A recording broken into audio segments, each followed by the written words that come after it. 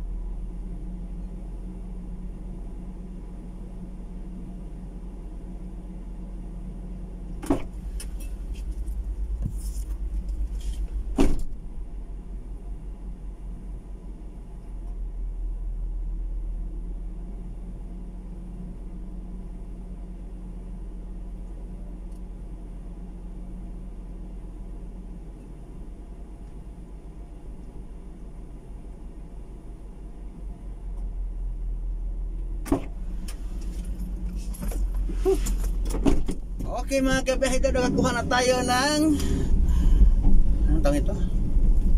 PPE. Ay nako, pila tayo, pila. Ay salamat, kaunti na yung mga sasakyan. Pangilan kaya ako yun? Baka kaunti lang.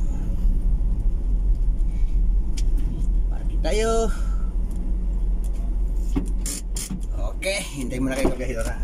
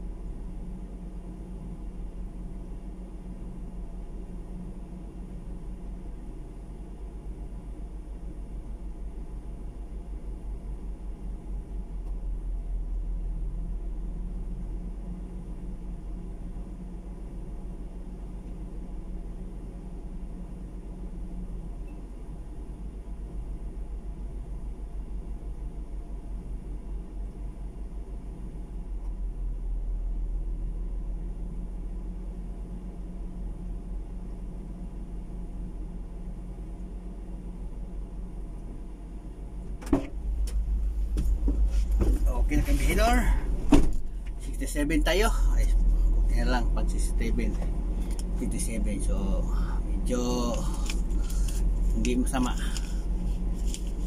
Siguro tayo mga aga tayo ng mga biyahe ngayong kabahidor. Ay nako.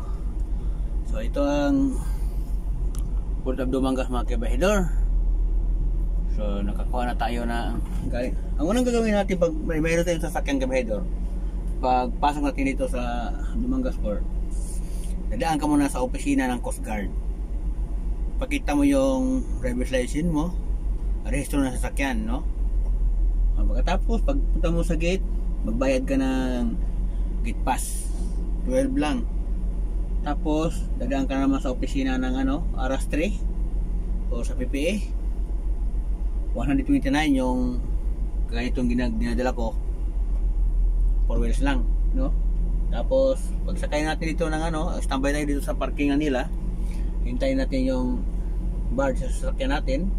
Ang sasakyan natin 3 star, so 1,400 yung private vehicle, no? Dati 1,000 lang yan, pero increase na sila. So yan lang kabahidor. Tapos pagbaba mo naman ng Bacolod sa bridge ko, dahil ang bridge ko ay private na port, magbayad ka talaga, no? Pag private 188 na bayaran mo. Diba? Kasi ang ibang mga port mga kabahidor, pag dumaan ka sa mga port nila, mga pantalan nila, wala na yung bayad, ang interest lang talaga. Pero yung breed ko, since na private na siya, napakamahal, no? Pagpasok mo mahal, paglabas mo mahal. Kahit dumadaan ka lang doon ng ilang minuto sa port ng breed ko, mahal ang mabayaran talaga. So iwan ko bakit kinikonsintihan ng government, no? Dapat sana hindi ikusinti mga ganyan, no? Kasi taong bayan ang naghihirap, di ba? Kaya dito sa port dito Dumangas, di ba? Ang mabayaran mo lang sa sasakyan kung private 129, di ba? Plus entrance, ganun lang. Tapos sa barge, pa doon ang entrance nila mahal talaga. Almost 400 yung private, mga kabahidor. Pag dumaan ka lang, galing ka dito, punta doon, dumaan ka, 188 yung private. Ganun kamahal ang Bridco Port. Iwan ko bakit kinikonsinti yan ng government sa Bacolod City. So, siguro dahil